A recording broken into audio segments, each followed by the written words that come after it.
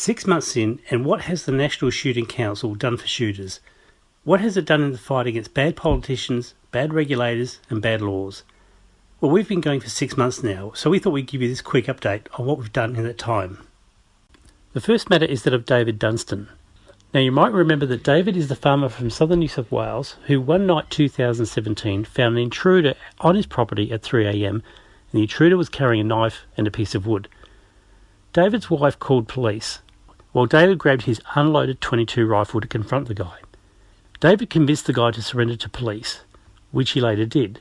No one got hurt, and the offender got arrested. Yet later that day, police returned to David's property to seize his firearms and suspend his licence. They also gave his wife a hard time with her licence. The matter got national media coverage and involved the Deputy Premier John Barilaro, who visited David's property later that year. Mr Barilaro referred the matter to a parliamentary committee, specifically to request that it inquire into the operations of the Firearms Act in relation to people who reasonably believe they are proportionally responding to a threat to them or their family.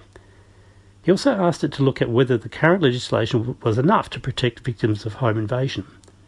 That was in 2017. Over the past 2 years, the parliamentary committee had not considered the matter, so we wrote back to Mr Barilaro in early 2019, asking him for an update on the matter. Mr Barilaro was good enough to respond, and we appreciate the fact that he did so. In his letter, he quoted part of the National Firearms Agreement, which said that personal protection is not a genuine reason for acquiring, possessing or using a firearm. However, the committee would reconsider the matter and that our correspondence had been forwarded to it for its consideration. Now, genuine reason we don't believe is relevant here. David's genuine reason has not changed. He's a farmer. David was not trying to establish genuine reason when the guy with a knife turned up to his property. The National Firearms Agreement does not regulate the use of firearms, only the genuine reason for getting a licence. However, legislation in New South Wales is different in that it does control the use of firearms, which puts it out of step with both the National Firearms Agreement and every other jurisdiction. Around the same time, this council received a letter from Mark Taylor, who is a Parliamentary Secretary for Police and Justice, and also the Deputy Chair of the Parliamentary Committee that the matter was being referred to. He also quoted the National Firearms Agreement, but also spoke about the Crimes Act, and specifically the defences that are available under it for self-protection. However, this matter is about the use of firearms and not whether Mr Dunstan faced any charges, because he didn't. So over the past few months, we have also written to every shooting organisation in Australia.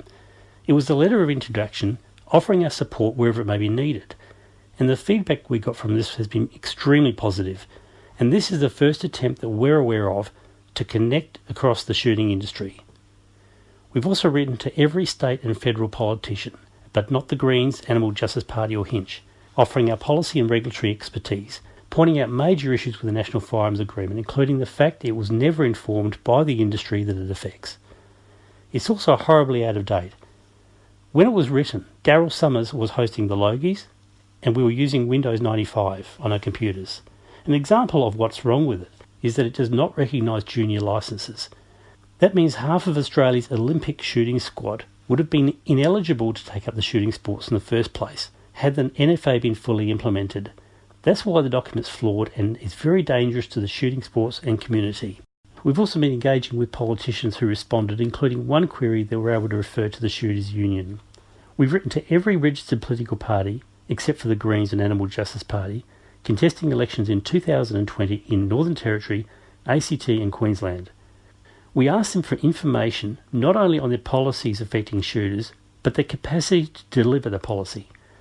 What we want to hear are the firm commitments on what they will deliver and when, and not vague, "we love shooters" type statements which deliver nothing other than false hope in order to secure our votes.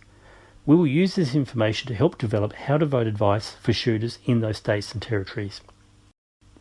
Another major issue of concern is the conduct of our firearm registries. Early this year, we wrote to all 8 registries seeking advice on what qualifications and experience they have in relation to the classification and reclassification of firearms. You might remember that the latter is about moving firearms that you own into more restrictive categories simply because of how they look. The results are shocking. Only one state, being Tasmania, has staff with any experience in the firearms industry.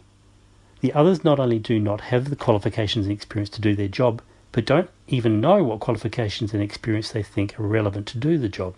The results of this have been put on our website.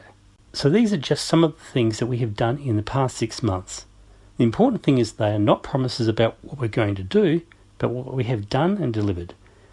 We're obviously pleased with how this has gone and feel that we're on a good course and that things are coming together quite well for us. However, none of this would have been possible without your support. Specifically, we'd like to thank the many shooters who sponsor what we do, and are confident we'll be able to do a lot more over the next 6, 12 and 18 months because of your support and the work plan that we've got in place. We now have 3 state and territory elections in 2020, 4 state elections in the following 2 years, and then the federal election after that. If you think the work we're doing and the fight that we need to take to these elections is worth donating to, or if you're keen to simply stay up to date on what we're doing, then why not jump on our email list?